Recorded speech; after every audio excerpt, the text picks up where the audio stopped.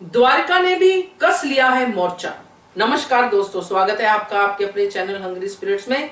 Hungry spirits देख रहे सारे दर्शकों का मैं अंजू शर्मा दिल से स्वागत करती हूँ।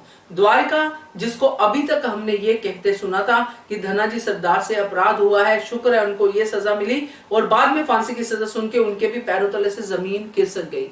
मगर इससे ये बात साबित होती थी कि द्वारका भी उनको अपराधी तो मान रही है और जाके उनके साथ बात भी करके आई और उसको दिल से पता है कि ये धनाजी सरदार ने गलत किया है। मगर अपनी बेटी के आंसू पोंछने के लिए वो दूसरे की बेटी के आंखों से आंसू देखना चाहती है।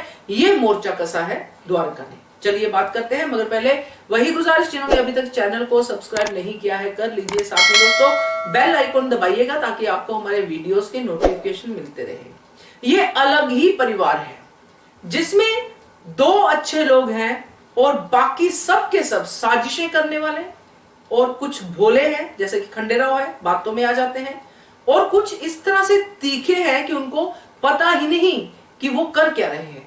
वो सिर्फ लोगों को इधर उधर करके मार धाड़ करके आगे निकल रहे हैं। सब एक ही परिवार में एक ही जगह पे रहते हैं। अब यहां पे जब द्वारका अपनी बेटी को खुश देखती है तो नजर उतारने की, वो काला टीका लगाने की उसमें रहती है। तो कारण क्या है उसकी खुशी का बेटी की? कि मेरे भाई और भाभी में मैंने झगड़ा करवा दिया।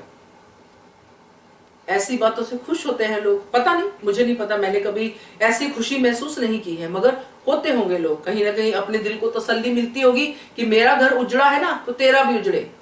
जबकि अपने घर में उजड़ने का कारण क्या है वो आपको पता होने के बावजूद भी आप कबूतर की तरह आंखें बंद करके बैठे हो। मगर दूसरे के घर में कुछ हुआ है वो आपको तसल्ली देता है।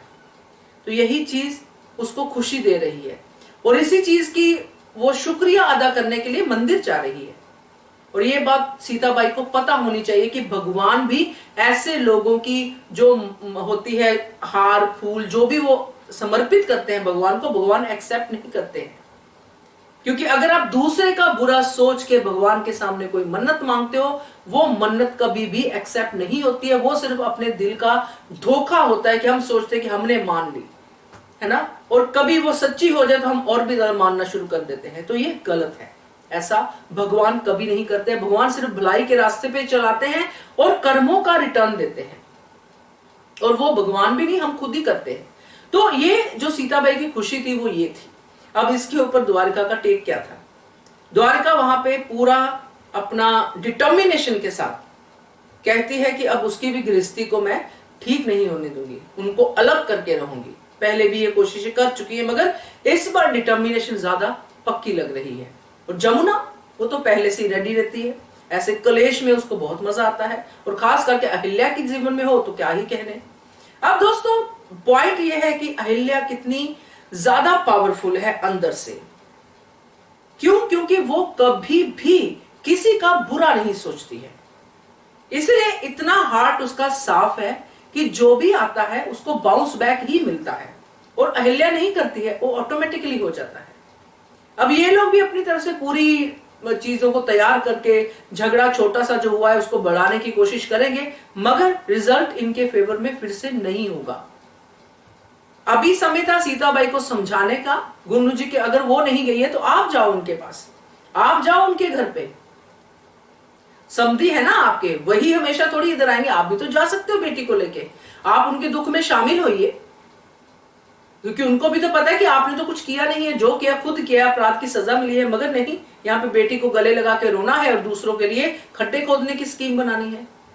तो ये द्वारका बाई ने जो मोर्चा कसा है ये कितना उनके लिए फायदेमंद होता है ये तो आने वाला वक्त ही बताएगा। मगर ये नेगेटिव अप्रोच कभी भी आपको अच्छाई तक नहीं लेके जा सकती, आपको और ज्यादा जमीन के अंदर ही लेके जाएगी। ये मेरा मानना है। बाकी आपका जो मानना है, जो भी कहना है, वो कमेंट सेक्शन में कहिएगा। देखते रहिए channel Hungry Spirits. Thank you so much. Subscribe to our channel by clicking the subscribe button. Click the bell button and enjoy the latest uploads from our channel.